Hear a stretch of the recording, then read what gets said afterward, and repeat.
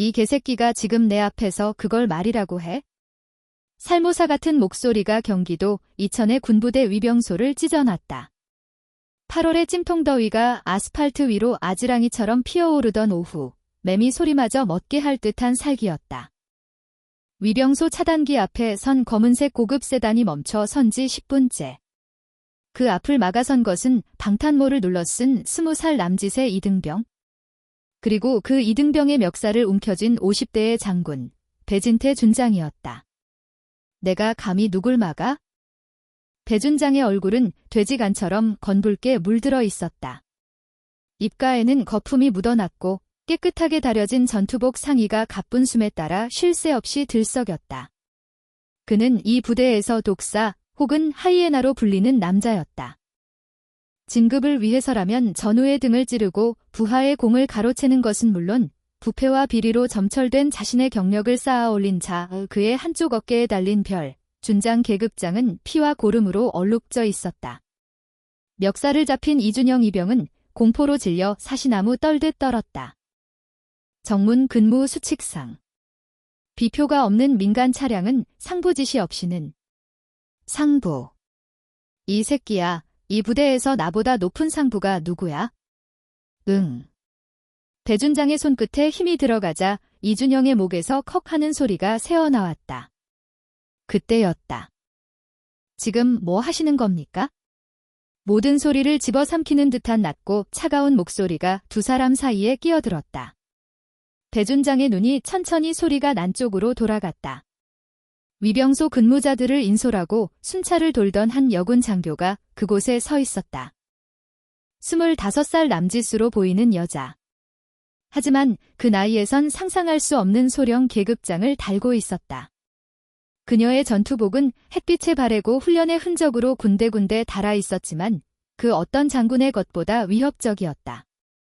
707특임대 마크가 선명했다. 박지후 소령. 그녀의 등장은 이 부대, 특히 배준장에게는 눈의 가시 그 자체였다. 그녀의 할아버지는 육군 대장으로 전역한 전설적인 인물이었고 아버지는 중장으로 군단장을 지낸 그야말로 성골 중의 성골이었다. 하지만 배준장이 그녀를 경멸하는 이유는 단순히 그녀의 배경 때문만이 아니었다. 그가 평생을 아청과 비리로 쌓아올린 이 부패한 성에 박지후는 규칙과 원칙이라는 망치를 들고 나타난 침입자였다. 더구나 그녀는 배경만 좋은 공주님이 아니었다.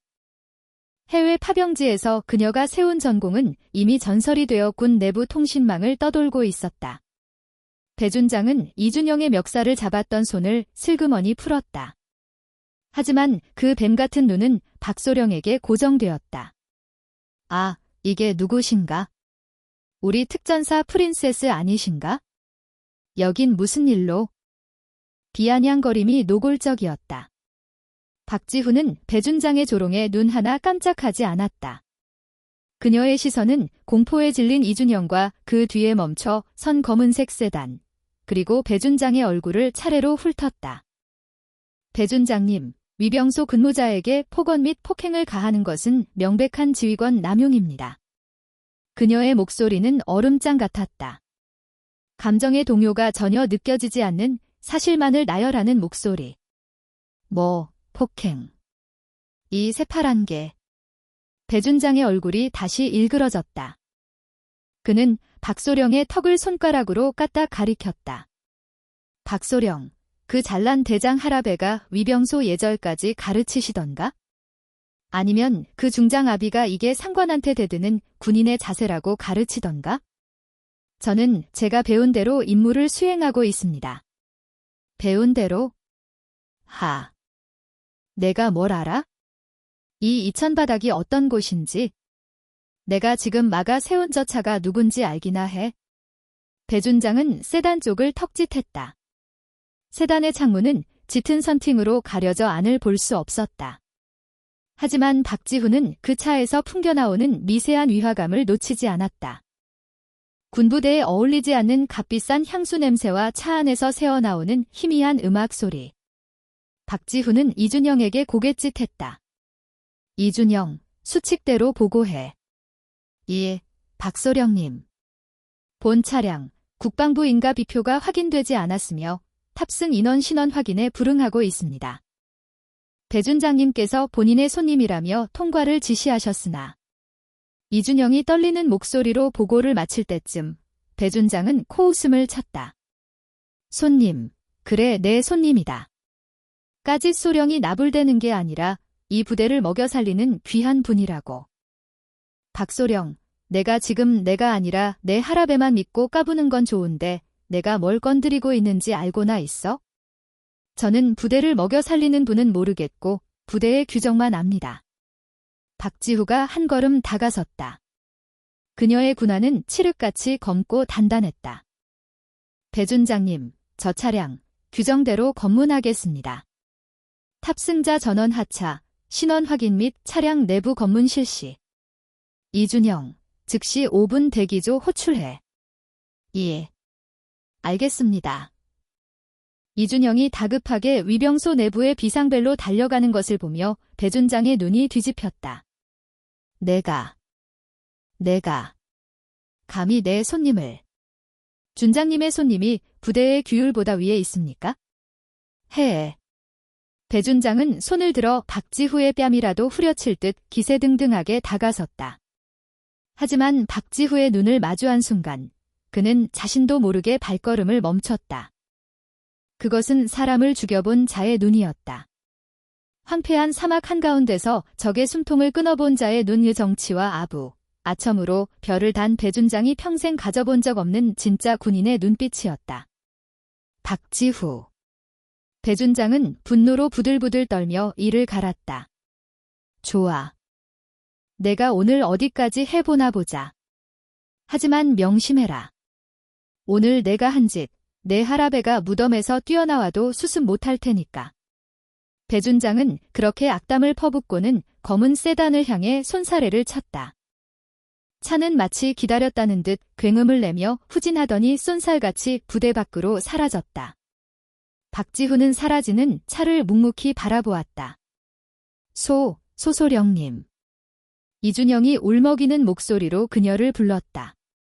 괜찮습니다. 박지후는 이준영을 돌아보지 않았다. 그녀의 시선은 아스팔트 위에 남은 날카로운 타이어 자국에 고정되어 있었다. 그녀는 방금 자신이 무엇을 건드렸는지 어렴풋이 짐작하고 있었다. 그것은 단순한 손님이 아니었다. 베진테라는 거대한 부패의 늪에 연결된 추악한 비즈니스의 일부였다. 그리고 자신은 그 연결고리를 정면으로 끊어버린 것이다. 이준영. 예. 근무 교대해. 그리고 아까 상황에 대한 경위서 육하원칙에 따라 정확하게 작성해서 나에게 직접 보고하도록. 예, 알겠습니다. 박지후는 차가운 얼굴로 다시 위병소 순찰 경로를 향해 걸음을 옮겼다. 8월의 태양은 여전히 이천기지를 뜨겁게 달구고 있었지만 그녀의 등 뒤로는 얼음보다 차가운 전운이 감돌고 있었다. 진짜 전쟁은 지금부터였다. 위병소를 뒤로 하고 본청으로 향하는 박지후의 군화 소리는 아스팔트의 열기 속에서도 선명했다. 그녀의 걸음은 한치의 오차도 없는 제식 동작처럼 보였지만 머릿속은 방금 전 상황을 복귀하느라 복잡했다. 배진태 준장. 저자가 저렇게까지 이성을 잃고 반응한 이유는 단순히 자신의 손님이 모욕당해서가 아니었다. 멱살이 잡힌 이준영의 공포, 배준장의 살기 어린 눈빛, 그리고 쏜살같이 사라진 검은 세단. 그 모든 것이 하나의 사실을 가리키고 있었다. 자신이 건드린 것은 배준장의 자존심이 아니라 그의 이권이라는 것을.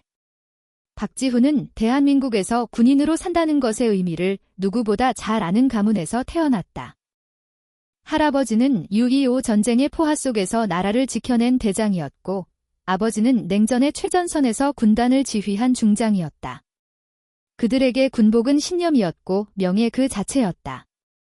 그녀가 험난한 707특임대를 자원하고 여자로서는 상상하기 힘든 훈련을 거쳐 소령 계급장을 달았을 때 그녀 역시 그 명예를 잊고 있다고 믿었다. 하지만 이곳 경기도 이천의 이 부대는 그녀가 겪었던 전장과는 전혀 다른 곳이었다. 적이 명확하지 않았다. 아군인지 적군인지 모를 얼굴들이 충성이라는 가면을 쓰고 아첨과 비리를 일삼고 있었다. 그리고 그 정점에는 배진태 준장이 있었다. 그녀의 집무실은 본청에서도 가장 구석진 곳, 예전에는 창고로 쓰였을 법한 작은 방이었다. 그녀가 이 부대로 발령받았을 때 배 준장이 배려해준 곳이었다. 특전사 프린세스에게는 흙먼지 날리는 훈련장보다 이런 아늑한 곳이 어울릴 거라는 노골적인 비아냥과 함께였다. 박지훈은 불평 한마디 없이 그 방을 썼다. 그녀에게 중요한 것은 방의 크기나 위치가 아니었다. 집무실 문을 열자 잘 닫힌 창문으로 늦은 오후의 햇살이 쏟아졌다. 방 안에는 책상 하나, 의자 2개, 그리고 한쪽 벽면을 가득 채운 군사지도와 작전 계획표가 전부였다. 먼지 하나 없이 정돈된 모습은 그녀의 성격을 그대로 보여주었다. 그녀가 전투복 상의를 벗어 의자에 걸어둘 때쯤 노크 소리가 들렸다. 소령님. 이병 이준영, 경위서 작성해 왔습니다. 문틈으로 고개를 내민 것은 아까 위병소에서 멱살이 잡혔던 이준영이었다.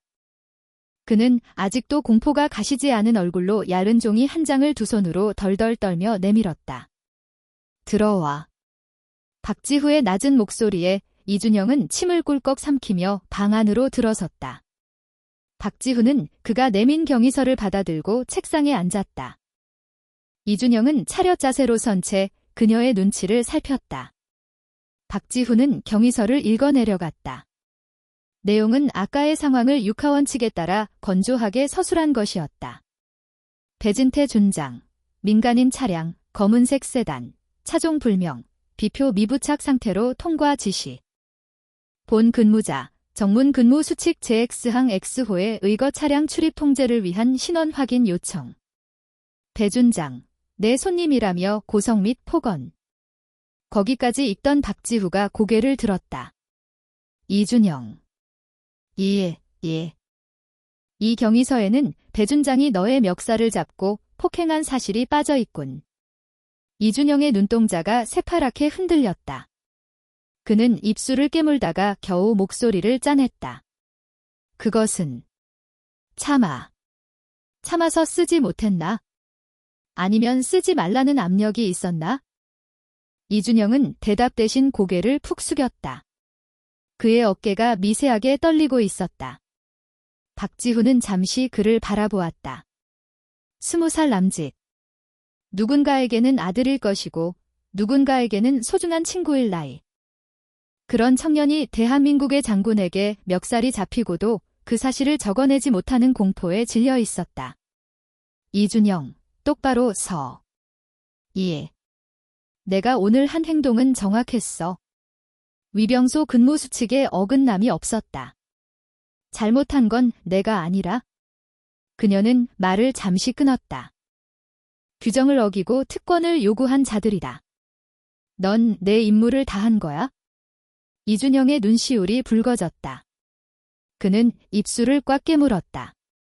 경위서 다시 써와. 내가 본 것, 들은 것, 그리고 당한 것, 하나도 빠짐없이. 참았다는 단어는 군인의 보고서에 어울리지 않아. 내가 쓴 이 종이 한 장이 부대의 규율을 바로 세우는 증거가 될 거다. 소령님. 그리고 그 차량 번호판은 확인했나? 너무 순식간이라. 하지만 차종은 아마도 외제 S클래스, 마지막 번호가 44로 끝났던 것 같습니다. 44. 박지훈은 그 번호를 머릿속에 새겼다. 알았다. 돌아가서 다시 작성해와. 이번에는 내가 군인으로서 작성해 오길 바란다.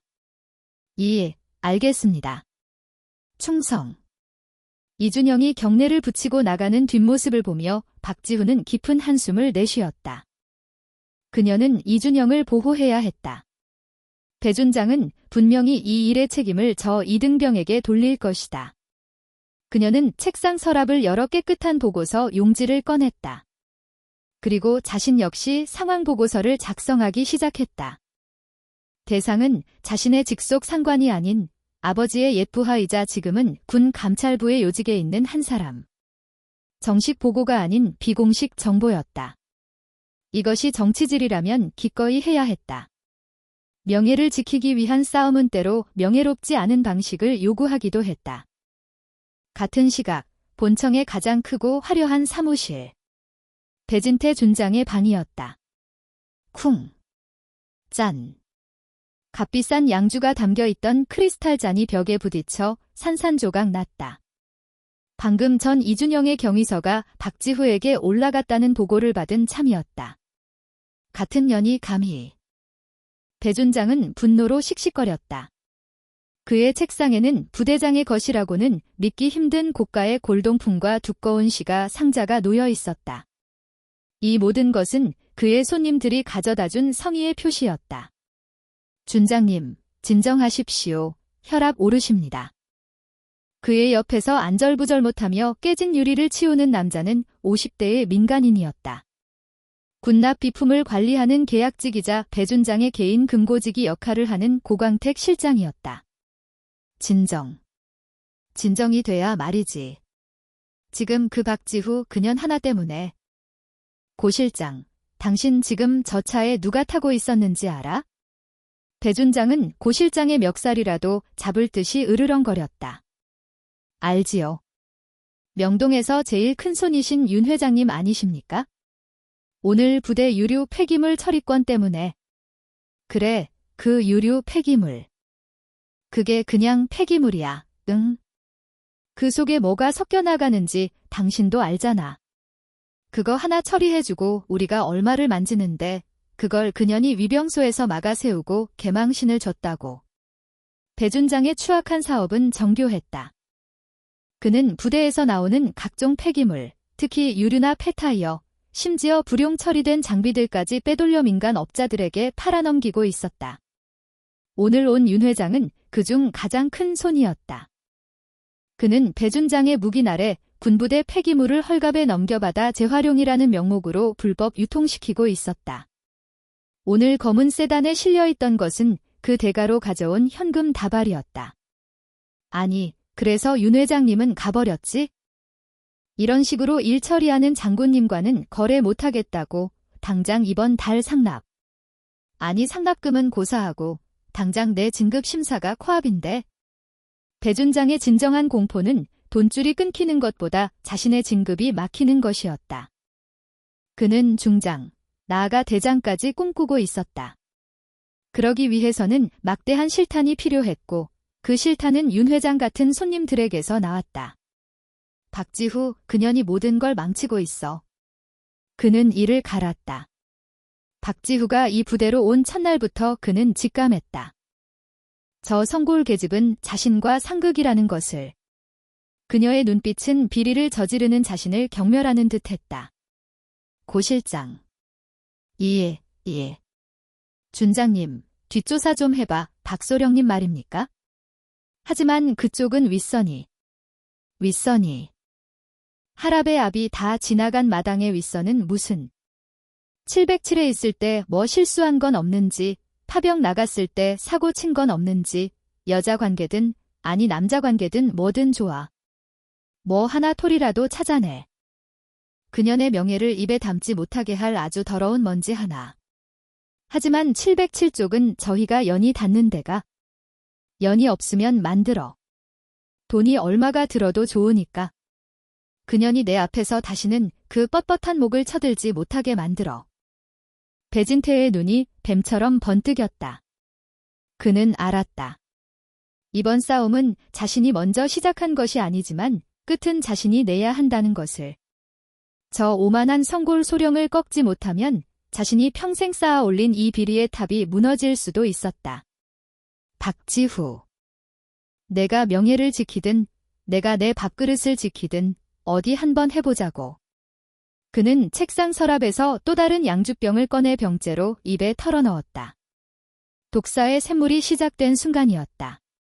다음 날 새벽, 해가 채뜨기도 전인 4시 30분. 이천기지의 공기는 아직 밤의 냉기를 머금고 있었다. 박지후는 이미 완전 군장 상태로 부대 내 특수장애물 훈련장에 서 있었다. 어젯밤, 그녀는 배 준장과 이준영에 대한 보고서를 작성하고 감찰부의 지인에게 암호화된 메시지를 보낸 뒤 겨우 2시간 눈을 붙였다. 그녀가 잠을 줄이고 이 험난한 훈련장을 찾는 이유는 하나였다. 머리가 복잡할수록 몸을 극한으로 몰아붙여야 했다. 땀과 고통만이 그녀의 정신을 가장 맑게 만들었다. 후.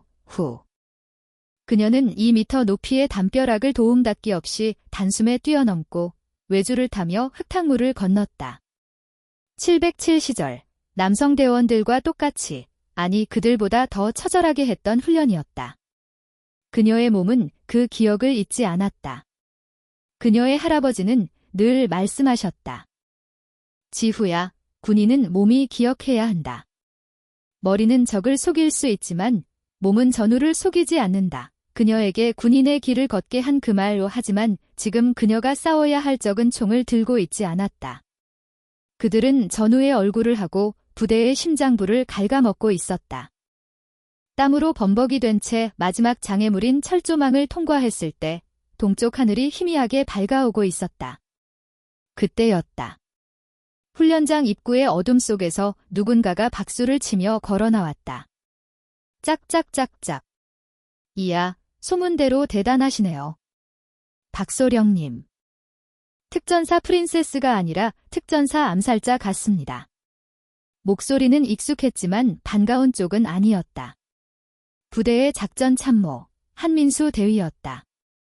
그는 육사 출신의 엘리트였지만 배준장에게 적당히 아부하고 박소령에게는 적당히 거리를 두는 전형적인 줄타기형 장교였다. 한 대위, 이른 시간이군. 박지훈은 숨을 고르며 대답했다. 땀이 턱을 타고 흘러내렸다. 소령님이야말로 이른 시간입니다. 하긴 어제 그렇게 큰일을 치르셨으니 잠이 잘 안 오셨나 봅니다. 한 대위의 말투에는 은근한 조롱과 함께 일말의 호기심이 묻어났다. 부대 전체가 이미 어제 위병소에서 벌어진 일을 알고 있다는 뜻이었다. 훈련은 잠이 안 와서 하는 게 아니라 살아남기 위해 하는 거다. 한 대위도 해보는 게 어때? 책상 앞에서 펜대 굴리는 것보다야 훨씬 정직한 일이지. 역시 화끈하십니다. 한 대위는 멋쩍게 웃으며 그녀에게 다가왔다. 그리고 목소리를 낮췄다. 소령님, 어젯밤에 배준장님께서 노발대발하셨다는 소문 들으셨습니까? 오늘 아침 8시 전체 간부 회의. 준장님께서 긴급 소집하셨습니다. 아마 소령님을 위한 특별한 자리가 될 것 같습니다. 무슨 뜻이지? 준장님께서 부대의 유류 및 탄약 재고에 대한 전수조사를 지시하셨습니다. 그리고 그 막중한 임무를 박소령님께 맡기시겠다고 공언하셨습니다. 그 말을 듣는 순간 박지후의 눈빛이 차갑게 가라앉았다. 그것은 더디였다. 부대의 유류와 탄약 재고. 그것은 배준장의 비리가 가장 깊게 뿌리내린 곳이었다. 장부상의 숫자와 실제 재고는 절대로 맞을 리가 없었다. 만약 박지후가 그 조사를 맡게 된다면 결과는 둘 중 하나였다. 하나, 엉터리 장부를 그대로 이상 없음으로 보고한다. 이는 그녀 스스로 배준장의 비리에 동참하거나 무능한 장교임을 인정하는 꼴이 된다. 둘, 장부와 실제 재고의 차이를 밝혀낸다. 하지만 이 경우 배준장은 전임자들의 실수 혹은 행정착오로 위장하고 오히려 문제를 찾아낸 박지후에게 부대 내분을 조장한 책임을 뒤집어 씌울 것이 뻔했다. 심하면 그녀가 자료를 조작했다고 역공을 펼칠 수도 있었다. 아주 영리한 함정이군. 박지후가 낮은 목소리로 말했다. 한 대위는 사방을 한번 둘러보더니 그녀에게 한 걸음 더 다가왔다. 소령님, 저는 그냥 평범하게 지내고 싶은 사람입니다.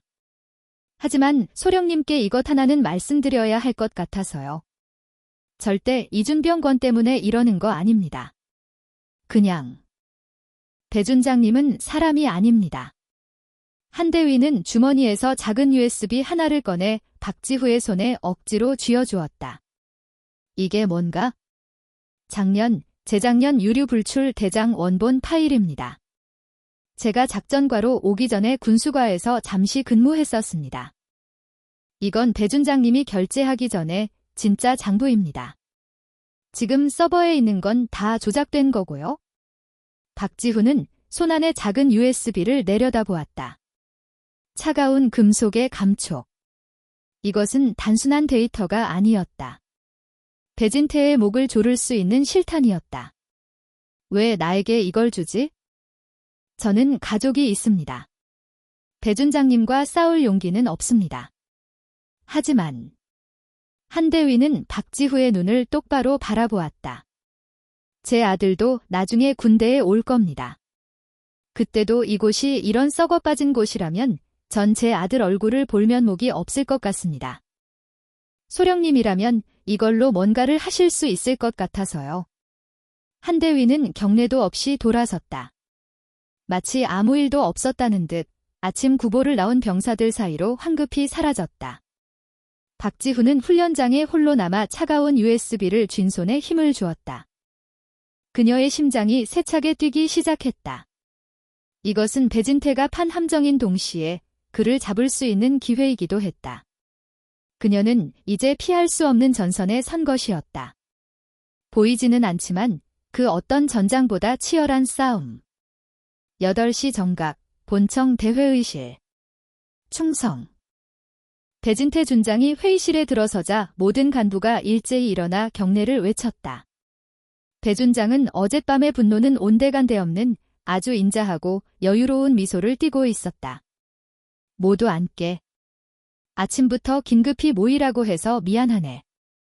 그는 의자에 앉아 회의실을 천천히 훑어보았다. 그리고 그의 시선이 가장 끝자리에 앉은 박지후 소령에게 머물렀다. 어젯밤 아주 불미스러운 일이 있었지? 회의실의 공기가 싸늘하게 얼어붙었다. 우리 부대의 규율과 원칙을 바로 세우고자 노력하는 아주 열정적인 장교가 있어서 말이야. 배준장의 목소리는 부드러웠지만 그 안에는 박지후를 향한 노골적인 적기가 담겨 있었다. 박지후 소령. 이, 준장님. 박지후가 자리에서 일어났다. 어제 위병소 근무 아주 인상 깊었네. 그래, 규율은 그렇게 세우는 거지? 아주 좋아. 배준장은 박수까지 쳤다. 몇몇 간부들이 마지못해 따라쳤다. 그래서 말인데 박소령의 그 투철한 군인 정신과 타의 모범이 되는 원칙주의를 높이 사서 내가 아주 중요한 임무를 하나 맡기려고 하네. 모든 시선이 박지후에게 쏠렸다. 그녀는 미동도 없이 배준장을 바라보았다. 최근 우리 부대 내 유류 및 탄약 관리에 대한 잡음이 좀 있어. 뭐 큰 문제는 아니겠지만 그래도 한 번쯤은 깨끗하게 정리를 하고 넘어가야 하지 않겠나? 안 그런가? 박소령, 무슨 말씀이신지 알겠습니다. 좋아. 역시 말이 통한다니까? 오늘부로 박지후 소령을 특별물자관리위원장으로 임명하네. 박소령은 부대 내 모든 유류고와 탄약고의 재고를 전수조사하여 단 한 방울, 단 한 발의 오차도 없이 나에게 직접 보고하도록. 이거 이해했나? 배준장의 목소리가 회의실을 울렸다. 이것은 질문이 아니라 통보였다. 모두가 숨을 죽이고 박지후의 입을 바라보았다. 여기서 그녀가 못하겠습니다라고 하거나 불합리합니다라고 반박하는 순간 그녀는 상관의 명령을 거부한 것이 된다. 박지후는 잠시 눈을 감았다가 떴다. 그녀의 눈빛은 새벽 훈련장을 뛰던 때보다 더 날카롭게 빛나고 있었다. 그녀는 배준장을 향해 가장 완벽한 각도로 거수경례를 붙였다. 소령 박지후, 준장님의 명령을 받들어 단 한 방울의 누수도, 단 한 발의 오차도 없이 부대의 모든 물자를 철저히 조사하여 보고하겠습니다. 그녀의 목소리는 우렁찼다. 그리고 그 목소리에는 배준장의 함정을 정면으로 받아들이겠다는 선전포고가 담겨 있었다. 충성. 배진태의 입꼬리가 비틀리며 올라갔다. 그래. 어디 한번 그 구덩이 속으로 들어가 보시지, 박소령. 박지후는 경례를 풀지 않았다. 기꺼이 들어가겠습니다, 준장님. 그리고 그 구덩이 속에서 당신의 뿌리를 찾아내겠습니다. 보이지 않는 전선이 마침내 그 서막을 열었다. 특별물자관리위원회라는 거창한 이름이 붙었지만 박지후에게 주어진 것은 본청 구석, 먼지가 뽀얗게 쌓인 낡은 캐비닛이 전부인 공실 하나와 인원이라고 부르기도 민망한 오합지졸뿐이었다. 회의가 끝난 직후 배진태는 박소령의 원활한 임무 수행을 위해라는 명목으로 자신의 측근들을 위원회에 배속시켰다. 박소령. 반갑습니다. 보급중대장 고광택 상사입니다. 제가 또 이런 숫자 맞추는 데는 도사 아닙니까? 기름진 얼굴에 땀을 닦으며 너스레를 떠는 고상사. 그는 부대 보급품을 관장하며 배진태의 뒷주머니를 채워주는 핵심 인물이었다. 그가 박지후의 위원회에 온 것은 감시와 방해가 목적임이 자명했다. 그리고 여긴 행정병으로 차출된 송민혁 일병 1세. 인사 똑바로 드려. 일병 박. 일병 송민혁. 충성. 어딘가 모자라 보일 정도로 어수룩하고 경례조차 제대로 하지 못하는 송일병. 그는 고상사가 데려온 방패막이이자 짐이었다. 고상사, 송일병, 반갑다. 위원회 임무는 명확하다. 지금부터 부대 내 모든 유류고와 탄약고의 장부상 재고와 실제 재고를 대사한다. 단 한치의 오차도 용납하지 않는다. 박지후는 그들의 의도를 알면서도 투명한 무감정한 목소리로 임무를 하달했다. 첫 번째 목표는 제1유류 저장고다. 고상사의 눈이 순간 가늘어졌다. 제1유류 저장고는 부대 내 차량 연료뿐만 아니라 항공유와 각종 특수 윤활유까지 보관하는 배진태 비리의 심장부와도 같은 곳이었다. 아이고, 소령님. 첫날부터 너무 빡세게 가시는 거 아닙니까? 거긴 제가 꽉 잡고 있으니 장부상으로는 뭐 토시 하나 안 틀립니다. 그냥 서류상으로 이상 무 도장만. 직접 확인한다. 박지후가 고상사의 말을 잘랐다. 장부와 봉인실, 그리고 실제 계측까지 원칙대로 한다. 지금 바로 이동한다. 소령님이 그렇다면야. 고상사는 억지 웃음을 지으며 박지후의 뒤를 따랐다.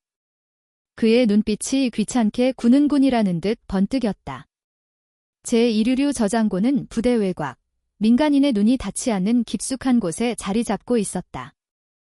거대한 지하 탱크들이 묻혀 있고 지상에는 각종 펌프와 계측 장비들이 복잡하게 얽혀 있었다.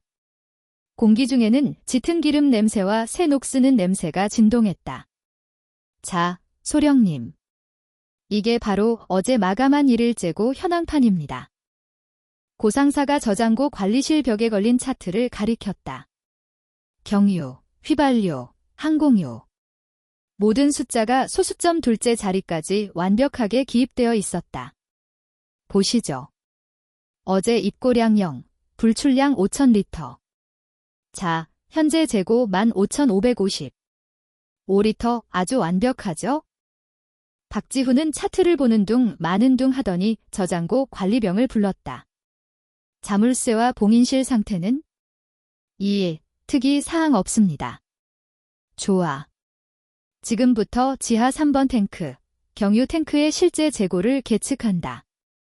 그 말에 고상사의 얼굴이 미세하게 굳었다. 아니, 소령님. 저건 자동 계측 장비로 다 수치가 나오는데 굳이 저길 열려면 봉인실 훼손에 유증기 때문에 방독면도 써야 하고 절차가 아주 복잡합니다. 박지후는 고상사를 돌아보았다. 그녀의 눈은 그게 안 할 이유가 되나? 라고 묻고 있었다. 고상사, 자네는 특별물자관리위원회 위원이다. 절차가 복잡하다고 임무를 기피할 건가? 아니 그 말씀이 아니라 효율적으로 하자 이겁니다. 효율적으로? 내 임무는 효율이 아니라 정확이다. 송일병. 예. 어수룩하게 서 있던 송민혁이 화들짝 놀랐다. 너 방독면이랑 계측기 가져와. 계측기 말입. 됐다. 고상사, 당신이 가져와. 고상사는 혀를 차며 마지못해 창고로 향했다. 박지후는 그가 사라진 사이 관리실 내부를 훑어보았다. 모든 것이 너무나 깨끗하게 정리되어 있었다. 마치 누군가 완벽하게 준비해놓은 무대 같았다. 잠시 후 방독면을 착용한 박지후와 고상사, 그리고 관리병이 지하 탱크 상부의 두꺼운 철제 맨홀 앞에 섰다. 봉인실 이상모. 지금부터 개방한다. 관리병이 육중한 렌치로 볼트를 풀기 시작했다. 끼익 하는 소름 끼치는 금속 마찰음과 함께 맨홀이 열리자 역한 유증기가 뿜어져 나왔다. 박지후는 방독면 너머로 계측기를 받아들었다. 길고 무거운 금속 막대기였다. 소령님, 이런 건 저희가. 내가 한다. 박지후는 주저없이 계측기를 탱크 안으로 밀어 넣었다. 철퍽하는 소리와 함께 계측기가 바닥에 닿았다. 그녀는 눈금을 확인하며 천천히 막대를 끌어올렸다. 기름에 젖은 부분이 선명하게 드러났다. 그녀는 계측기의 눈금을 읽고 재빨리 암산했다. 탱크의 직경과 높이, 그리고 현재 유류의 높이, 그녀는 아무 말 없이 다시 계측기를 집어넣었다. 2번, 3번 위치를 조금씩 옮겨가며 반복했다. 고상사는 방독면 속에서도 초조한 기색이 역력했다. 소령님, 뭐 문제 있습니까? 장부랑 거의 맞을 텐데요. 박지후는 계측기를 바닥에 내려놓고 방독면을 벗었다. 땀으로 젖은 머리카락이 이마에 붙어 있었다. 그녀는 고상사를 똑바로 바라보았다. 고상사. 예. 자네, 산수 좀 하나. 예. 아, 뭐 군수 업무가 다 산수 아닙니까? 하하. 장부상 잔량 15,550. 5리터. 예, 그렇습니다. 방금 내가 계측한 실제 잔량 15,550리터. 오차 0, 5리터. 박지후의 말에 고상사의 얼굴이 환하게 펴졌다. 거 보십시오, 소령님. 제가 뭐라고 했습니까? 0, 5리터 차이. 그건 뭐 온도에 따른 수축, 팽창, 자연 증발량으로도 생길 수 있는 겁니다. 완벽하군요. 박지후가 말했다.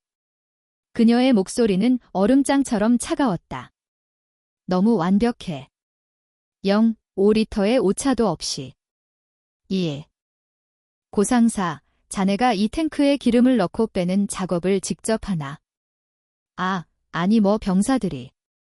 자동 계측 장비가 소수점 둘째 자리까지 알려주던가? 그렇죠.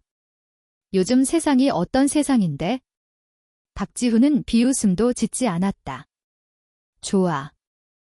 다음은 제2저장고, 항공유 탱크다.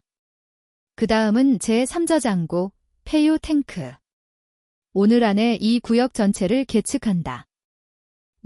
뭐라고요? 소령님, 오늘 안에요? 저, 폐유 탱크는 어차피 폐기할 거라 재고 파악도. 폐유도 자산이다. 박지후는 고상사에게 등을 돌렸다. 그리고 송일병을 불렀다. 송일병. 예. 넌 여기서부터 저기 관리실까지 걸음이 몇 걸음인지 세어봐라. 정확하게. 10번 왕복해. 예. 걸음 말입니까? 10번 왕복. 걸음수. 정확히 기억해. 송민혁은 울상이 되어 엉거주춤 걸음을 옮기기 시작했다. 고상사는 이 어처구니 없는 상황을 이해할 수 없다는 듯 박지후를 바라보았다. 소령님, 지금 장난하십니까?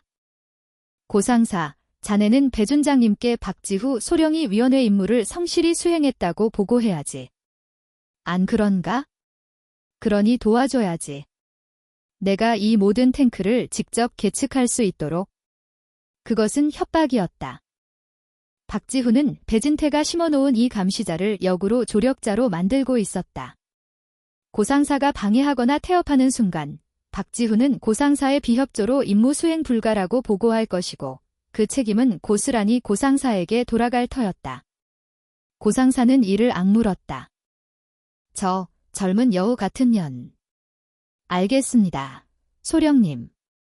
다음 항공유 탱크 가시죠. 그날 해가 질 때까지 박지후는 문자 그대로 모든 탱크의 뚜껑을 열었다. 그녀의 전투복은 기름과 흙먼지로 범벅이 되었다. 하지만 그녀가 얻은 결과는 충격적이었다. 모든 재고가 장부와 완벽하게 일치했다. 그것도 소수점 아래까지 마치 누군가 컴퓨터로 찍어낸 것처럼. 밤 10시, 위원회 사무실로 돌아온 박지훈은 기름때가 묻은 손으로 텅 빈 보고서를 바라보았다. 고상사는 이미 볼 일이 있다며 사라진 뒤였다. 이것이 배진태의 함정이었다. 독이 든 성배. 그는 박지후가 조사할 것을 미리 알고 모든 장부와 실제 재고를 인위적으로 완벽하게 맞춰 놓은 것이다. 아마도 모자란 기름은 자신의 사비, 아니 비자금을 털어서라도 채워 넣었을 것이다. 박지후, 아무리 파봐라. 나오는 건 아무것도 없을 거다. 이대로라면 박지훈은 지상 없음이라는 보고서를 올릴 수밖에 없었다. 그리고 그것은 배진태의 완벽한 승리를 의미했다. 그녀는 부대를 소란스럽게 만들고 준장에게 대든 무능하고 오만한 장교로 낙인 찍힐 것이다. 그때 지친 그녀의 눈에 어제 한대위가 건넨 USB가 들어왔다. 이건 배준장님이 결제하기 전에 진짜 장부입니다. 박지훈은 사무실 문을 안에서 걸어 잠갔다. 그리고 군 내부망이 아닌 개인용으로 몰래 반입한 소형 노트북을 꺼내 USB를 꽂았다. 그녀의 눈이 화면 속 숫자들을 미친 듯이 쫓기 시작했다. 박지후의 임시 사무실은 창문을 검은 천으로 가려빗 한 줄기 새어나가지 않았다. 모니터에서 뿜어져 나오는 푸른 빛만이 그녀의 집중하는 얼굴을 비췄다. 한민수 대위가 준 USB에는 지난 3년간의 군수과 원본 데이터가 고스란히 담겨 있었다. 이것은 배진태가 완벽하게 조작하기 이전에 날 것 그대로의 기록이었다. 그녀는 2개의 엑셀 파일을 나란히 띄웠다. 하나는 오늘 고상사가 제시한 완벽한 공식 장부. 다른 하나는 USB 속의 원본 장부. 처음 몇 달의 데이터는 거의 일치했다. 하지만 배진태가 이 부대의 실세가 되기 시작한 시점부터 두 장부의 숫자는 미세하게 벌어지기 시작했다. 이건... 박지훈은 숨을 죽였다. 그녀가 발견한 것은 단순한 숫자 노름이 아니었다. 완벽한 공식 장부에는 매달 전기 전술 기동 훈련 명목으로 막대한 양의 경유가 불출된 것으로 기록되어 있었다. 매달 15일과 30일, 정확히 5만 리터씩. K-1 전차 2개 중대가 최고 속도로 3시간을 기동해야 소모할 수 있는 양이었다. 하지만 한대위의 원본 장부에는 해당 날짜의 훈련 기록이 없거나 소규모 차량 정비 훈련 등으로 축소되어 있었다. 유령 훈련. 배진태는 있지도 않은 훈련을 장부상에 만들어내어 매달 10만 리터의 유류를 증발시켰다. 그리고 박지후의 감사를 앞두고 그는 그 증발한 기름만큼을 어딘가에서 구해와 창고를 다시 채워 넣은 것이다. 0.5리터의 오차까지 맞추는 치밀함을 보여주면서 어디서 그 많은 기름을 다시 구해왔지? 자신의 돈으로? 아니, 그럴 리가. 배진태 같은 자는 자신의 주머니에서 돈이 나가는 것을 극도로 혐오한다. 그렇다면 박지후의 시선이 원본 장부의 또 다른 항목, 폐유 처리란에 멈췄다. 공식 장부에서 폐유는 매달 정량이 정상적인 절차에 따라 폐기물 처리 업체인 트리사이클링에 인계된 것으로 되어 있었다. 하지만 원본 장부에는 폐유 처리량이 들쭉날쭉했다. 어떤 다른 형이고 어떤 달은 막대했다. 그리고 그 처리 업체는 트리사이클링이 아닌 이름조차 생소한 S에너지라는 곳이었다. S에너지. 박지훈은 위병소에서 마주쳤던 그 검은 세단의 윤 회장을 떠올렸다. 배준장이 부대를 먹여 살리는 귀한 분이라고 했던 자, 퍼즐 조각이 맞춰지기 시작했다. 1. 배진태는 유령 훈련을 조작해 멀쩡한 경유를 빼돌린다. 장부상 소모 처리. 2. 이 빼돌린 경유를 폐유와 섞거나 혹은 폐유로 위장한다. 3. S에너지라는 윤 회장의 회사가 이 폐유를 헐값에 혹은 무상으로 가져간다. 4. 윤 회장은 이 폐유를 다시 정제하여 시중에 불법 유통시키고 그 수익을 배진태와 나눈다. 박지후의 감사를 앞두고 배진태는 이 윤 회장에게서 급하게 기름을 빌려와 창고를 채웠을 것이다. 어제 위병소에서 벌어진 소동은 아마도 그 빌려온 기름에 대한 대가 현금을 전달하려다 벌어진 일일 가능성이 높았다. 박지후가 건드린 것은 수년간 이어진 거대한 검은 금, 블랙골드 카르텔이었다. 그래서 폐유 탱크를 그토록 확인하기 싫어했던 거군, 고상사. 어제 박지후가 폐유 탱크를 열었을 때 탱크는 기묘할 정도로 깨끗하게 비워져 있었다. 증거 인멸이었다. 그녀는 USB를 뽑아 주머니 깊숙이 넣었다. 이제 증거는 확보했다. 하지만 이것을 어떻게 공식적인 증거로 만들 것인가? 한대위가 준 USB를 이것이 증거다라고 제출하는 순간 한대위는 군사기밀 유출로 위험해지고 자신은 불법적인 증거 수집으로 역공을 당할 것이다. 배진태가 스스로 구덩이에 빠지게 만들어야 해. 박지후는 노트북을 껐다. 시간은 새벽 3시를 가리키고 있었다. 그녀가 막 사무실을 나서려 할 때 주머니 속의 군용 PDA가 짧게 진동했다. 암호화된 내부 메시지였다. 발신자는 이준영. 순간 그녀의 심장이 차갑게 내려앉았다. 배진태가 자신을 건드리지 못하자 가장 약한 고리인 이준영을 건드린 것이다. 메시지는 짧았다. 소령님, 저 내일부로 강원도 최전방 GOP로 전출명 받았습니다. GOP, 일반 전초. 가장 험하고 위험한 곳, 그리고 관심이나 문제를 일으킨 병사들이 징벌적으로 가는 곳, 죄송합니다. 경위서 그렇게 써서. 배진태가 이준영을 그녀의 눈앞에서 제거해 버린 것이다. 동시에 박지후에게 보내는 경고였다. 내가 내 병사를 건드렸어. 박지후의 눈이 이성을 잃은 듯 타올랐다. 지금까지의 싸움은 군인 대 군인의 명예와 원칙에 대한 것이었다. 하지만 지금부터는 달랐다. 배진태는 그녀의 부하이자 그녀가 지켜야 할 병사를 인질로 잡았다. 그녀는 즉시 PDA를 열어 답신을 보냈다. 이준영, 아무 말 마. 너는 아무 데도 가지 않아. 내가 그렇게 두지 않아? 그리고 그녀는 한 통의 전화를 걸었다. 수신자는 한민수 대위였다. 한 대위, 새벽에 미안하다. 나 박지후 소령이다. 소령님. 무슨 일이십니까? 자네가 준 USB, 아주 유용했다. 이제 자네가 나에게 진짜 충성을 보여줄 때가 됐다. 박지후는 배진태가 파놓은 함정에서 빠져나와 이제 그를 사냥할 덫을 놓기 시작했다. 다음 날 아침 8시 30분. 박지후는 일부러 5분을 지각하여 배진태 준장의 집무실 문을 두드렸다. 소령 박지후, 특별물자관리위원회 중간 보고드립니다. 문을 열고 들어선 그녀의 모습에 배진태는 차를 마시려다 말고 미간을 찌푸렸다. 어젯밤 기름때로 범벅이 되었던 전투복은 어디 가고 빳빳하게 각이 잡힌 깨끗한 전투복 차림이었다. 하지만 그녀의 얼굴은 밤샘 작업으로 핏발이 서 있었고 그 눈은 배진태를 정면으로 쏘아보고 있었다. 박소령, 고생이 많군. 그래서 결과는? 배진태는 이미 고상사에게 모든 것이 완벽했다는 보고를 받았다. 그는 이제 박지후가 별다른 특이 사항 없었음이라는 항복 선언을 하길 기다리고 있었다.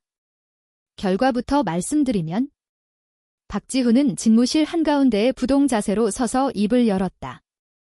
엄청난 규모의 장부상 누락을 발견했습니다. 배진태의 눈이 커졌다. 고상사의 보고와는 전혀 다른 내용이었다. 고상사, 그놈이 감히 날 속여? 준장님, 제가 발견한 것은 실제 재고의 부족이 아닙니다. 그럼 뭔가? 오히려 과잉 재고입니다. 과잉. 배진태는 당황했다. 부족한 것을 채워 넣으라고 했지 누가 넘치게 채우라고 했던가. 박지후는 준비해온 보고서, 물론 가짜 보고서였다,를 그의 책상 위에 올려놓았다. 어제부로 제1유류 저장고의 모든 탱크를 실측한 결과 장부상 재고보다 약 5만 리터의 경유가 초과하여 보관 중인 것을 확인했습니다. 뭐라고? 5만 리터가 남아있다고? 그렇습니다. 이는 명백한 군수관리 시스템의 실패이며 누군가가 의도적으로 미신고 자산을 부대 내에 은닉하고 있었음을 의미합니다. 배진태는 순간 머리가 하얘졌다. 그는 분명 고상사에게 장부와 정확히 맞추라고 지시했다. 5만 리터가 남는다니. 에이, 이게 어떻게 된 거야? 고만식 그 새끼, 당장. 고상사의 실수는 아닌 것 같습니다. 박지후가 그의 말을 끊었다. 고상사는 어제 저의 조사를 매우 성실히 도왔습니다. 아마 그 윗선에서, 그러니까 준장님의 결제 라인에서 누군가 착오를 일으킨 것 같습니다. 이것이 박지후의 함정이었다. 그녀는 어젯밤 한민수 대위를 불렀다. 자네, 지금 당장 군수가 서버에 접속할 수 있나? 능은 합니다만. 제1유류고, 경유재고, 어제 날짜로 마이너스 5만 리터로 수정해. 그리고 그 로그는 고상사의 아이디로 남겨. 소령님, 그건 명백한 조작입니다. 배진태의 원본 장부도 조작되어 있어. 조작은 조작으로 덮는 거다. 이건 배진태가 어제 채워넣은 검은 돈 5만 리터를 수면 위로 끌어내는 작업이다. 한대위는 망설였지만 박지후의 살기 어린 눈빛과 이준영 전출 소식에 결국 그녀의 요구를 따랐다. 그 배진태가 완벽하게 채워놓은 실제 재고 15,550리터는 하룻밤 사이에 박지후와 한대위가 조작한 가짜 장부 1,550리터와 만나 5만 리터의 초과 재고라는 유령의 숫자를 만들어낸 것이다. 배진태는 이제 진퇴양난에 빠졌다. 5만 리터가 남는다는 박지후의 보고를 인정하는 순간 그는 어디서 이 5만 리터가 났는지 해명해야 한다. 그것은 그가 윤 회장에게서 빌려온 검은 기름이었다. 그렇다고 사실은 남는 게 아니라 장부가 맞다고 반박하는 순간 그는 박지후가 들이밀 조작된 장부의 허점을 파고들어야 하는데 그러려면 자신의 비리를 스스로 들춰내야 하는 꼴이 된다. 준장님. 박지후가 더들 조여왔다. 이 유령 재고 5만 리터 어떻게 처리해야 합니까? 원칙대로라면 즉시 초과 군수품으로 상부에 보고하고 획득 경위를 조사해야 합니다만 배진태의 이마에 식은땀이 흘렀다. 상부에 보고 획득 경위 조사? 그건 자살행위였다. 아니, 잠깐만, 박소령. 그 뭔가 착오가 있었겠지? 장부가 전산 오류일 수도 있고 전산 오류라면 더 큰일입니다. 준장님. 우리 부대 군수 시스템 전체를 불신하겠다는 말씀이십니까? 저는 이 문제를 명확히 하기 위해 상급 부대, 그러니까 군단 감찰실에 특별 감사를 요청할 생각입니다. 감찰. 배진태의 얼굴이 하얗게 질렸다. 박소령, 지금 나랑 장난하나? 내 앞에서 감히? 장난이 아닙니다. 박지후는 그의 분노를 정면으로 받아내며 한 걸음 다가섰다. 저는 준장님께서 임명하신 특별물자관리위원장입니다. 제 임무는 부대의 물자를 정확하게 파악하는 것입니다. 저는 제 임무를 수행할 뿐입니다. 배진태는 자신이 판 함정에 자신이 거꾸로 빠졌음을 깨달았다. 그는 박지후를 무능한 장교로 만들려다가 오히려 5만 리터의 검은 기름이라는 증거를 스스로 드러낸 꼴이 되었다. 준장님, 선택하십시오. 박지후의 목소리는 사형 선고처럼 차가웠다. 이 문제를 부대 내에서 조용히 원상 복구하시겠습니까?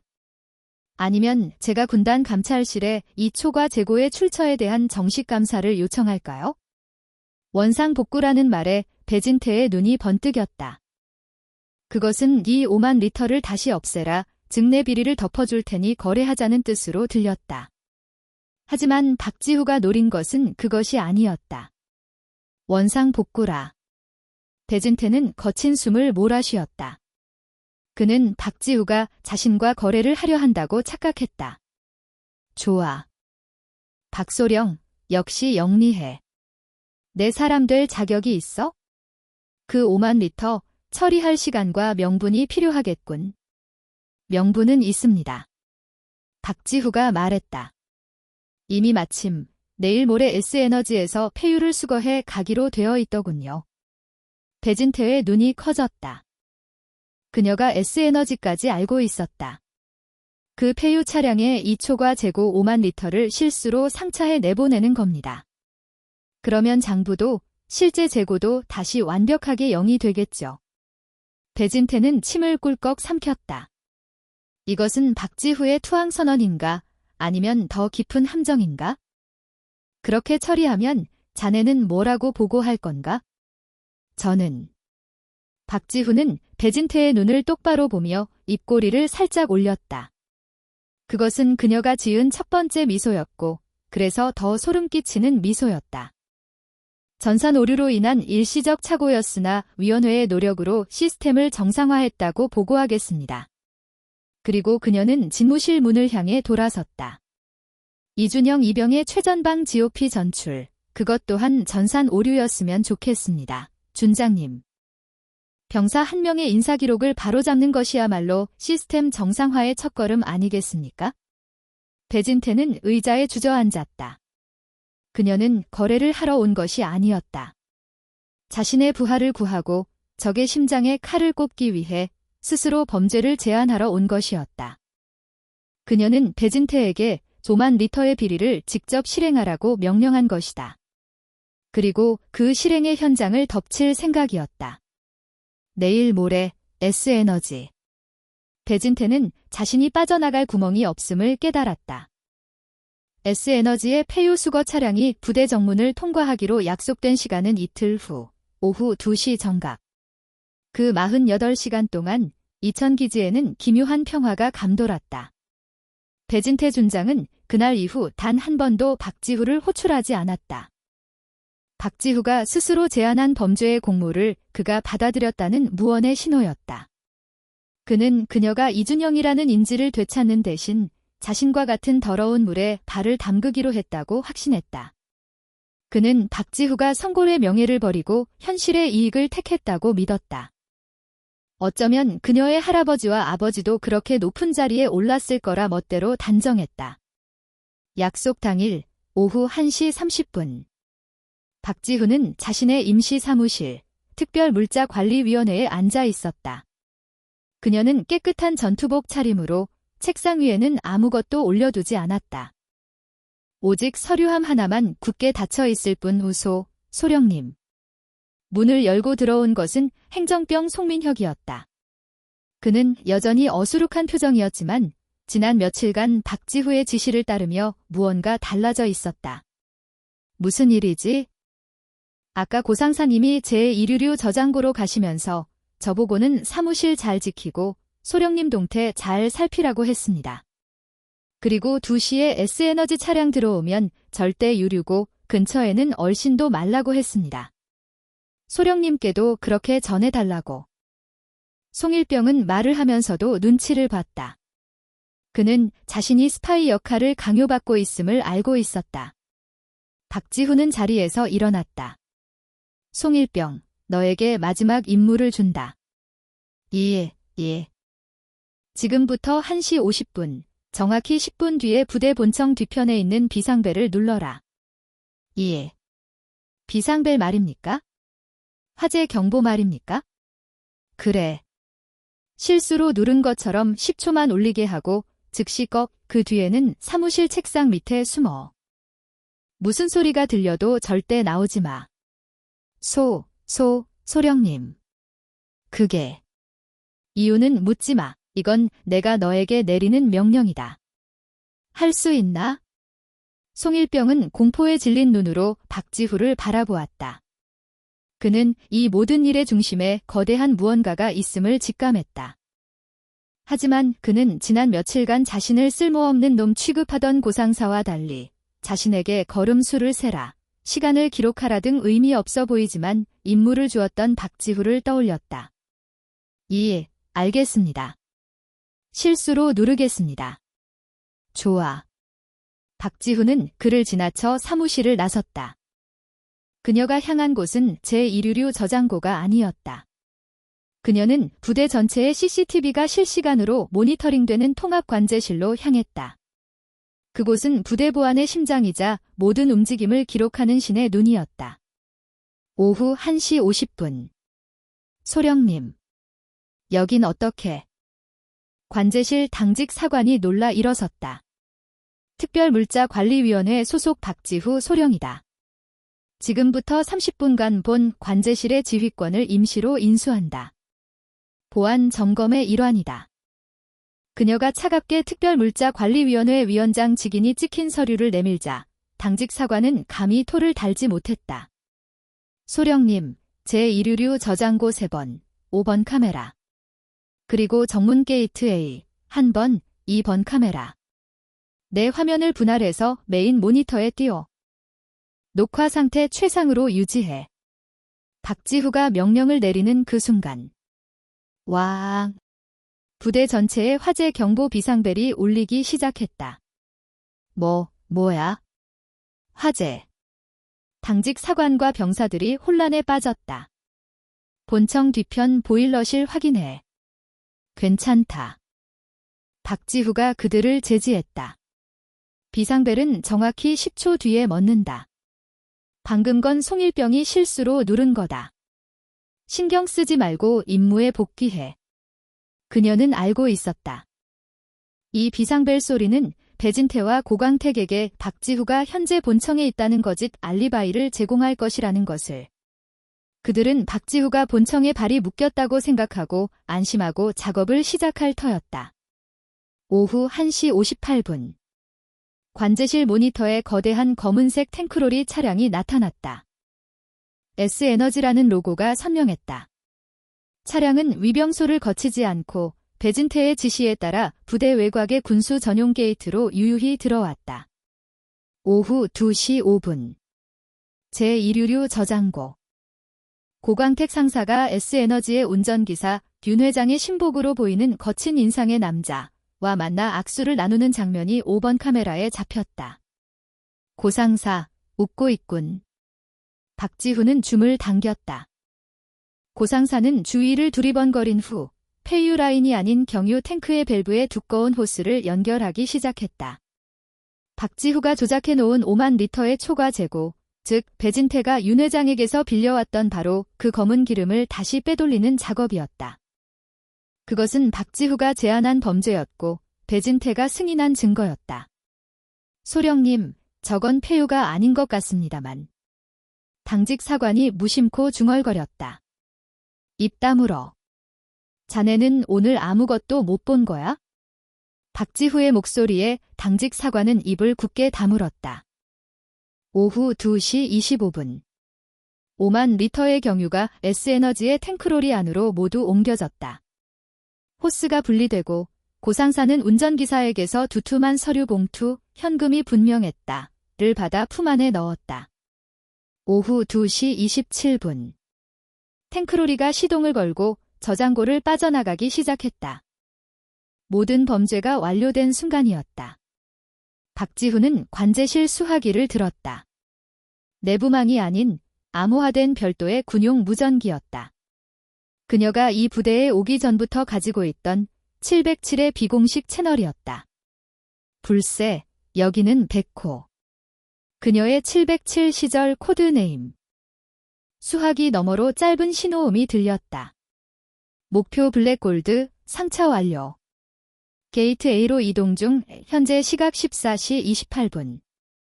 작전 개시한다. 그녀가 수화기를 내려놓는 순간 관제실 문이 열렸다. 박소령. 여기서 뭐 하는 겐가? 문을 열고 들어선 것은 이마에 땀을 뻘뻘 흘리며 달려온 배진태 준장이었다. 그는 박지후가 본청에 있다는 보고를 받고 확인차 올라왔다가 관제실에 있는 그녀를 발견하고 경악한 것이다. 그의 눈은 모니터에 고정되었다. 게이트 A를 향해 유유히 달려가는 S에너지 탱크로리. 그리고 그 옆 화면에 얼어붙은 채 서 있는 박지후. 네, 년이. 설마. 배진태의 얼굴에서 핏기가 가시는 순간. 게이트 A의 모니터 화면. 부대 밖, 위병소 앞에서 대기하고 있던 검은색 세단 5대와 육군 헌병 마크가 선명한 지프 2대가 일제히 사이렌을 울리며 정문 차단기를 부술듯이 밀고 들어오기 시작했다. 박지후는 배진태를 돌아보았다. 그녀의 눈에는 그 어떤 감정도 실려있지 않았다. 준장님, 보고 드립니다. 뭐? 특별물자관리위원회 위원장 박지후 소령입니다. 지금부로 부대 내 반역 행위에 대한 증거 수집을 완료하고 상급부대 감찰실의 현장 검거를 요청하였습니다. 반역. 예. 박지후는 메인 모니터를 턱짓했다. 헌병지프에서 내린 군단 감찰실의 최영준 대령이 정문을 막아서고 뒤따라 들어온 S에너지의 탱크로리를 세우는 장면이 생중계되고 있었다. 당신은 조국을 지키라고 쥐어준 그 별을 가지고 조국의 기름을 훔쳤습니다. 배진태 준장. 이게 내가 감히 나를 함정에 빠뜨려. 배진태가 야수처럼 포효하며 박지후에게 달려들었다. 배진태의 주먹이 박지후의 얼굴을 향해 날아들었다. 그것은 이성을 잃은 짐승의 발악이었고 한때 장군이었던 자의 마지막 폭력이었다. 하지만 그 주먹은 박지후에게 닿지 못했다. 그만두시죠, 준장님. 박지후는 날아드는 주먹의 손목을 마치 기계처럼 잡아챘다. 707특 임대에서 수없이 연마한 대 테러 격투술. 그녀는 배진태의 힘을 역이용해 그의 팔을 꺾어 관제실 벽에 처박았다. 끄아! 군복이 찢어지고 별이 바닥에 떨어지는 것쯤은 아랑곳하지 않았다. 배진태는 고통에 찬 비명을 질렀다. 네, 년이. 저는 당신 같은 사람을 준장님이라고 부르며 경례했던 제 자신을 용서할 수가 없습니다. 박지후의 목소리는 분노가 아닌 깊은 경멸로 떨리고 있었다. 광. 그때 관제실 문이 거칠게 열리고 군단 헌병대와 감찰실 요원들이 들이닥쳤다. 그들을 이끌고 온 것은 차가운 얼굴의 최영준 대령이었다. 이게 무슨 짓인가, 박소령. 최 대령은 벽에 처박힌 채 팔이 꺾여 신음하는 배진태 준장과 그를 제압하고 있는 박지후를 보고 잠시 놀랐지만 이내 상황을 파악했다. 박지후 소령, 용의자 신병을 이쪽으로 인계하지. 예, 알겠습니다. 박지후가 손을 놓자마자 헌병들이 달려들어 배진태의 두 손에 수갑을 채웠다. 이 새끼들아. 내가 누군지 알아? 나 배진태야. 이 부대 사령관이라고. 당신은 더 이상 사령관이 아닙니다. 최 대령이 차갑게 말했다. 배진태 준장, 당신을 군형법 제75조 군용물절도 및 제94조 반란에 준하는 이적행위 혐의로 현시각부로 긴급 체포합니다. 이적행위. 이 미친놈들이. 최 대령은 배진태의 발악을 무시하고 관제실 모니터로 시선을 돌렸다. 화면 속에서는 S에너지의 탱크로리에서 채취한 시료가 맑고 투명한 경유임이 현장 키트로 확인되고 있었다. 박소령, 수고 많았네. 최 대령은 박지후에게 경례를 붙였다. 대령이 소령에게, 그것도 감찰부의 최고 책임자가 피해자 신분의 장교에게 먼저 경례를 하는 것은 극히 이례적인 일이었다. 아닙니다. 박지후도 답례했다. 자네가 보낸 비공식 정보 덕분이었어. 자네의 할아버님, 그리고 아버님의 명예에 누가 되지 않는 훌륭한 군인이군. 최 대령은 박지후의 아버지가 중장으로 재직할 당시 그의 휘하에서 함께 작전을 뛰었던 충직한 부하였다. 박지후가 처음부터 믿고 비공식 보고를 올릴 수 있었던 유일한 라인이었다. 고광택 상사 및 관련자 전원, 유류고 현장에서 체포했습니다. 준장의 개인 금고직이었던 고 실장, 본청에서 중요 서류 파쇄 중 현행범으로 체포했습니다. 보고가 빗발쳤다. 배진태가 수십 년간 쌓아올린 이천기지의 바벨탑이 박지후가 판 함정 하나로 단 몇 분 만에 무너져 내리고 있었다. 배진태는 모든 것이 끝났음을 깨달았다. 그는 수갑을 찬 채 짐승처럼 끌려나가며 박지후를 향해 마지막 저주를 퍼부었다. 박지후. 내년도 무사하지 못할 거야. 이 바닥이, 이 군대라는 곳이 너 같은 년을 가만둘 것 같아. 너도 결국 나처럼 될 거다. 박지후는 그 말을 묵묵히 들었다. 배진태의 저주는 어쩌면 진실일지도 몰랐다. 그날 밤 이천기지는 발칵 뒤집혔다. 현역 장군이 그것도 부대 내에서 군용물 절도 현행범으로 체포된 초유의 사태. 뉴스의 속보보다 더 빠르게 군 내부 통신망을 통해 소문이 퍼져나갔다. 박지훈은 자신의 임시 사무실에 홀로 앉아 있었다. 그녀는 감찰실의 모든 증거자료, CCTV 녹화본, 한민수 대위가 준 USB 원본, 그리고 고상사를 역이용해 받아낸 조작된 장부까지를 넘기고 길고 긴 조서를 작성한 뒤였다. 똑똑. 노크 소리. 들어와. 문이 열리고 뜻밖의 인물이 서 있었다. 한민수 대위였다. 소령님. 그의 얼굴은 하얗게 질려 있었다. 그는 박지후가 배진태를 잡는데 결정적인 도움, 서버 조작을 주었지만 그것은 동시에 자신도 군법을 어겼다는 것을 의미했다. 그는 자신이 공범으로 처벌받을까 봐 두려워하고 있었다. 한대위, 앉아. 박지훈은 책상 서랍에서 서류 한 장을 꺼내 그에게 내밀었다. 뭡니까? 자네에 대한 내 보고서다. 군단 감찰실에 제출할. 한민수 대위는 떨리는 손으로 서류를 읽어내려갔다. 한민수 대위는 본관 박지후 소령의 특별 지시에 따라 피의자 배진태를 속이기 위한 역정보 작전에 투입되었음. 군수가 서버에 대한 접근은 본관의 지시에 따른 것이었으며 이는 적의 함정을 파기 위한 불가피한 조치였음. 소령님, 이건. 한민수의 눈이 커졌다. 박지후가 모든 책임을 자신에게 돌리고 한대위를 명령에 따른 피해자이자 내부 고발을 도운 조력자로 만들어준 것이다. 한대위, 자네가 나에게 USB를 건네지 않았다면 이 싸움은 시작도 못했어. 자네가 말했지? 아들이 군대에 올 때도 이런 썩어 빠진 곳이라면 면목이 없을 것 같다고. 자네는 자네 아들에게 떳떳한 군인이 된 거야.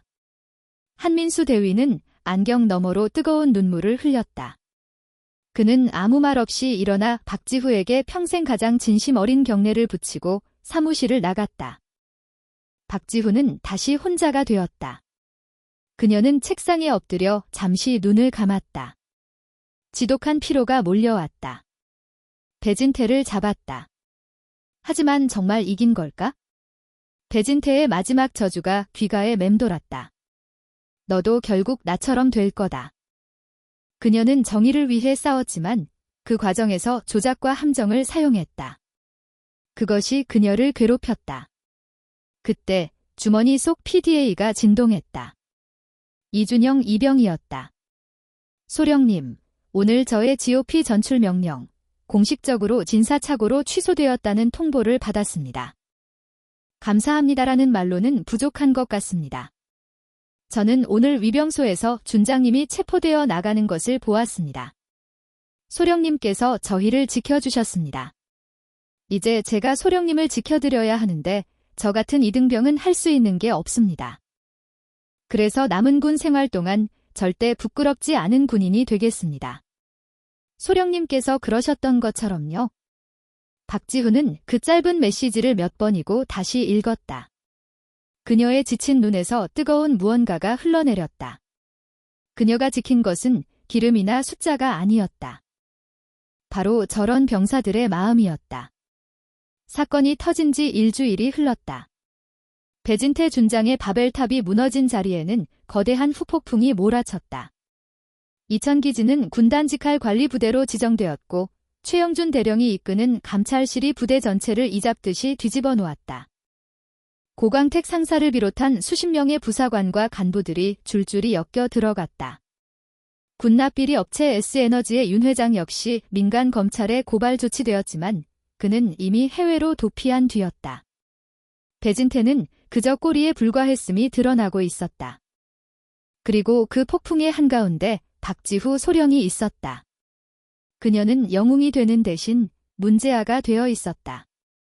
박소령, 자네가 한 일, 물론 대단해. 썩은 뿌리를 도려냈지? 하지만 새로 부임한 임시 부대장은 박지후를 불러앉혀놓고 한숨부터 내쉬었다. 자네 방식 너무 과격했어. 군단장님께서도 이번 일 매우 불편해하신다. 현역 장군을 그것도 부하소령이 함정을 파서 잡아넣은 꼴이 됐으니 군의 명예가 말이 아니야. 명예는 부패를 저지른 자가 실추시킨 것입니다. 덮어두는 것이 명예는 아니라고 생각합니다. 자네의 그 뻣뻣함이 결국 자네를 다치게 할 거야. 알아. 박지훈은 대답하지 않았다. 배진태의 저주가 현실이 되고 있었다. 그녀는 특별물자관리위원회의 임시 사무실을 정리하고 있었다. 모든 조사가 끝나고 그녀는 원래의 보직 작전장교로 돌아갈 예정이었다. 박지후 소령, 인사명령이다. 최영준 대령이 직접 그녀의 사무실을 찾아왔다. 예. 자네, 국방부 직할 합동전략연구소의 정책연구원으로 발령났네. 정책연구원 말입니까? 박지후의 눈이 커졌다. 그것은 명백한 좌천이었다. 합동전략연구소. 군인들에게는 무덤이라 불리는 곳. 전투복 대신 사복을 입고 총 대신 펜을 들며 다시는 야전으로 돌아오지 못할 전역 대기 장성들이나 사고친 장교들이 가는 곳이었다. 그녀가 707에서 목숨을 걸고 쌓아올린 모든 경력이 물거품이 되는 순간이었다. 최대령님, 이것이 군단장님의 뜻입니까? 최대령은 쓴 얼굴로 고개를 끄덕였다. 미안하네. 나도 어쩔 수가 없었어. 배진태의 뒷선, 자네가 생각하는 것보다 훨씬 깊고 넓었어. 그들은 배진태를 버리는 대신 너무 많은 것을 본 자네를 치워버리기로 한 걸세. 자네 아버님 중장께서도 손을 쓰기 어려울 정도였네. 오히려 딸이 이 정도로 끝난 것을 다행으로 알라는 모욕적인 전가를 받으셨다고. 박지훈은 주먹을 꽉 쥐었다. 피가 날 정도로. 이것이 그녀가 받은 대가였다. 이해합니다. 그녀는 경례를 붙였다. 박지후 소령, 미안하네. 정말 군인으로서 미안하다. 아닙니다. 명령 받들겠습니다. 최대령이 무거운 표정으로 사무실을 나갔다. 박지훈은 홀로 남아 텅 빈 사무실의 창밖을 바라보았다. 늦여름의 햇살이 훈련장을 비추고 있었다. 저곳에서 그녀는 배진태의 함정을 받아들였고 이준영을 지키기로 맹세했었다. 모든 것을 잃었다. 명예를 지키려다 군인으로서의 생명을 잃었다. 그녀는 짐을 챙기기 시작했다. 책상 서랍 깊숙한 곳에 넣어두었던 할아버지의 낡은 육군 수첩. 그리고 이준영이 삐뚤빼뚤한 글씨로 써서 몰래 두고 간 사편지. 그것들을 만지작거리던 그녀의 눈에 무언가가 들어왔다. 그녀가 임시 사무실로 배정받았던 이 낡은 공실. 먼지가 쌓여있던 캐비닛 뒤편. 송일병이 실수로 비상벨을 누르러 갔던 그날, 그녀는 송일병에게 또 다른 비밀 임무를 주었었다. 송일병, 넌 어수룩해서 사람들이 널 경계하지 않아. 그게 내 무기다. 본청 보일러실, 배준장님이 아끼는 골동품 창고라는 소문이 있어. 비상벨 누르러 간 김의 사진 몇 장만 찍어와 실수인 척. 그녀는 캐비닛을 밀어냈다. 그리고 그 뒤편 벽 틈을 뜯어냈다. 송일병이 몰래 숨겨두고 간 작은 SD 카드 하나가 거기 있었다. 박지훈은 그것을 손에 쥐었다. 이 안에는 배진태가 윤 회장을 비롯한 민간 업자들에게서 상납받은 수억 원대의 뇌물, 골동품, 현금 다발, 금괴, 사진이 담겨 있었다. 그녀는 이것을 감찰실에 제출하지 않았다. 너무 많은 것을 본 그녀를 치워버리려는 그 윗선들을 위한 마지막 보험이었다.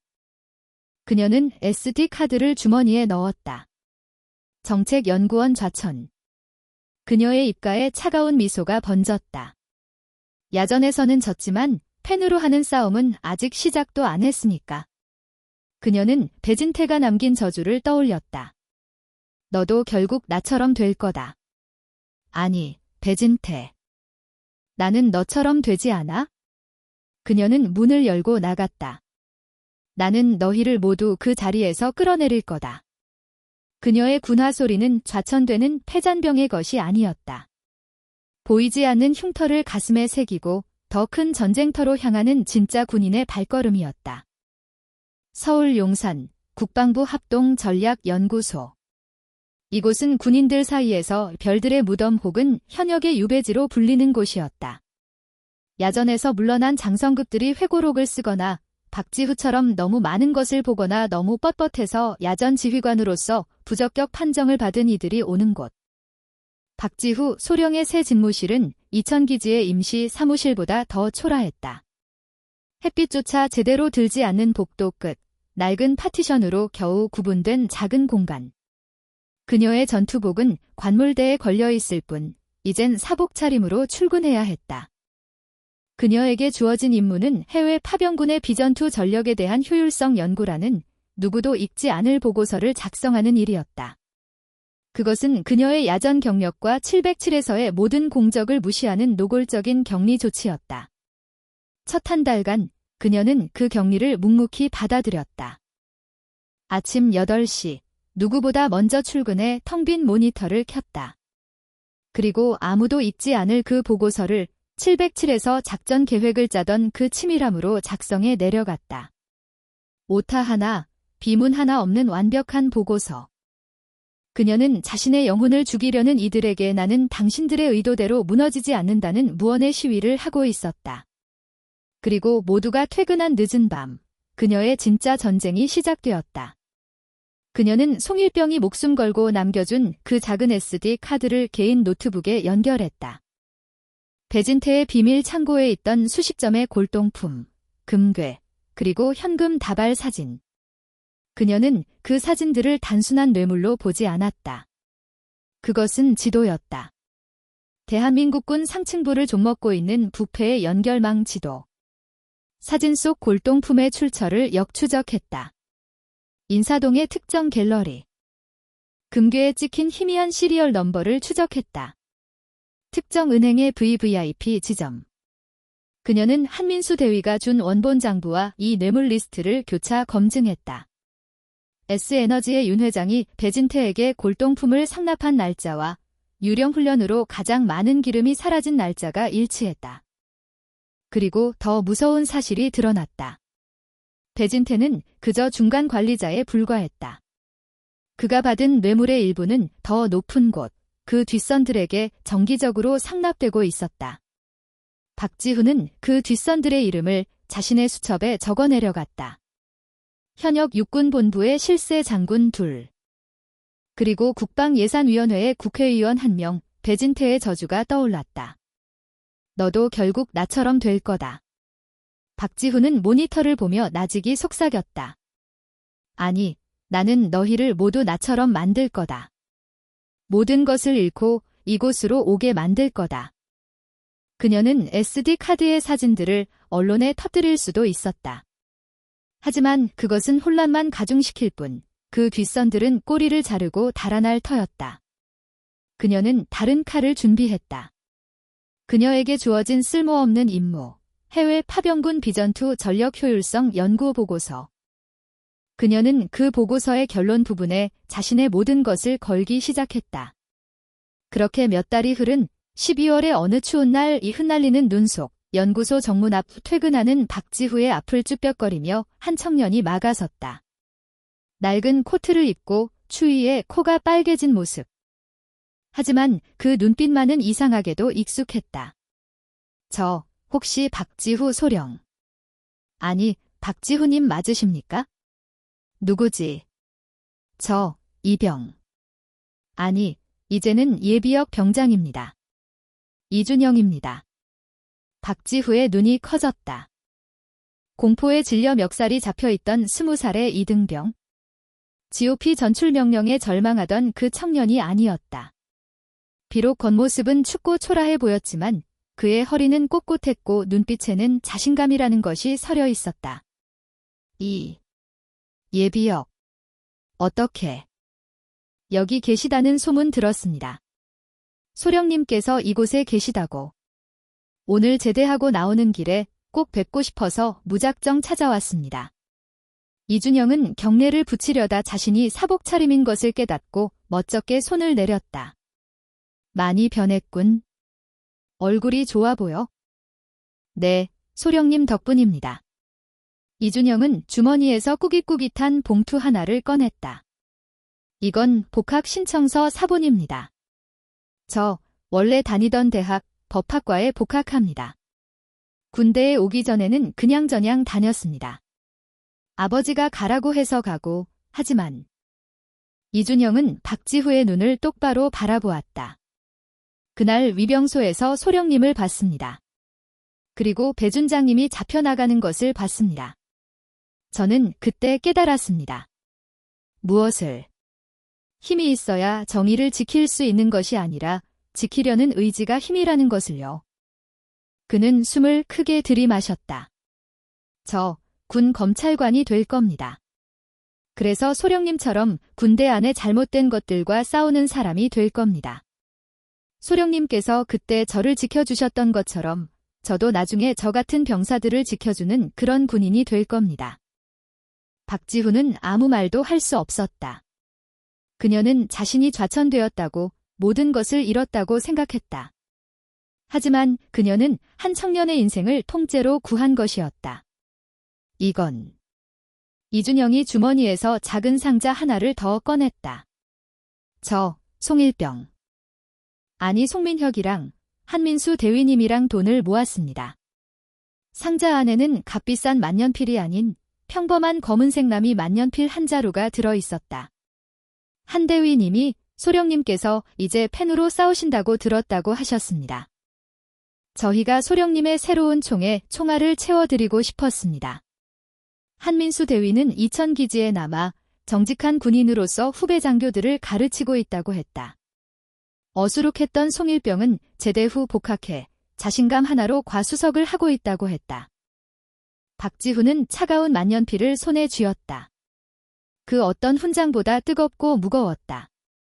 그녀는 눈시울이 붉어지는 것을 감추기 위해 고개를 돌렸다. 이 예비역. 예. 훌륭한 군 검찰관이 될 거다. 꼭 되어라. 예. 명심하겠습니다. 이준영은 세상에서 가장 우렁찬 목소리로 대답하고 90도로 허리를 숙여 인사한 뒤 눈 속으로 사라졌다. 그날 밤 박지후는 연구소에 홀로 남았다. 그녀는 이준영이 준 그 만년필에 잉크를 채웠다. 그리고 그녀가 수개월간 준비해온 전쟁의 마침표를 찍었다. 그녀가 완성한 것은 해외 파병군 비전2 전력 효율성 연구 보고서였다. 하지만 그 마지막 10장, 결론 및 정책 제언 부분은 이렇게 끝나고 있었다. 이상과 같이 비전2 전력의 효율성 저하는 단순히 물자의 낭비가 아닌 지휘 계통의 도덕적 해이 및 구조적 부패와 직결됨. 특히 군수품의 불용 처리 및 폐기 과정에서의 민간 업체와의 유착은 지하 생략. 그녀는 배진태와 뒷선들의 비리 구조를 정책 제언의 형태로 완벽하게 분석하고 해체해버렸다. SD 카드의 내용은 단 한 줄도 들어가지 않았다. 하지만 그 구조를 아는 자가 본다면 이것은 경고가 아닌 사형 선고였다. 그녀는 이 보고서를 공식 결제 라인에 올렸다. 그리고 사본 한 부를 최영준 대령에게 보냈다. 또 다른 사본 한 부를 국회 국방위원회의 아버지 친구인 한 의원실로 보냈다. 마지막 사본 한 부와 그 SD 카드 원본을 할아버지의 옛 부하이자 현재 대통령 직속 반부패 특별위원회 위원장에게 직접 전달했다. 1년 후 민국 국방부 박지후 소령 20XX 년도 보국 훈장 3일장 수훈. 박지후는 빳빳한 정복을 입고 단상 위에 서 있었다. 그녀의 보고서는 국방부를 뒤집어 놓았다. 윗선에 있던 장군 둘은 불명예 전역했고 국회의원은 정치자금법 위반으로 기소되었다. 군수 시스템은 전면 개편되었다. 그녀는 무덤에서 펜 하나로 불사조처럼 부활한 것이다. 그녀의 좌천은 취소되었다.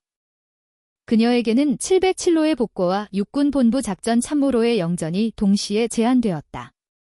국방부 장관이 그녀에게 훈장을 달아주며 물었다. 박소령, 어디로 가고 싶은가? 자네가 원하는 곳은 어디든? 박지후는 망설임 없이 대답했다. 그녀의 시선은 저 멀리 늠름하게 서 있는 육군 법무관 군 검찰관 배지를 단 이준영을 향해 있었다. 장관님, 저는 육군사관학교로 가고 싶습니다. 뭐? 생도들을 가르치겠다고? 박지훈은 조용히 미소 지었다. 이 배진태 같은 괴물을 잡는 것도 중요하지만 그녀는 가슴에 달린 훈장을 바라보았다. 저는 처음부터 괴물이 태어나지 않도록 이준영 같은 진짜 군인을 키워내는 일을 하고 싶습니다. 그녀의 가장 길고 치열했던 전쟁은 끝났다. 하지만 그녀가 뿌린 교훈과 감동의 씨앗은 이제 막당에 뿌리를 내리기 시작하고 있었다.